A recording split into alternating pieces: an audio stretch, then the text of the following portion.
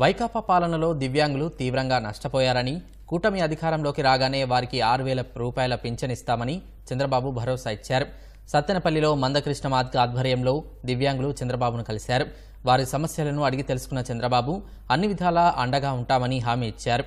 చంద్రబాబు నిర్ణయం పట్ల దివ్యాంగులు హర్షం వ్యక్తం చేశారు. గౌరవ నారా చంద్రబాబు నాయుడు గారి దృష్టికి 24 అంశాలని తీసుకురావడం జరిగింది. ప్రస్తుతం ఆంధ్రప్రదేశ్లో ఇస్తున్న 3,000 రూపాయల పెన్షన్ 6,000 వరకు పెంచాలనే ప్రధాన డిమాండ్తో పాటు మరో 23 డిమాండ్లను చంద్రబాబు నాయుడు గారి దృష్టికి తీసుకొచ్చాము.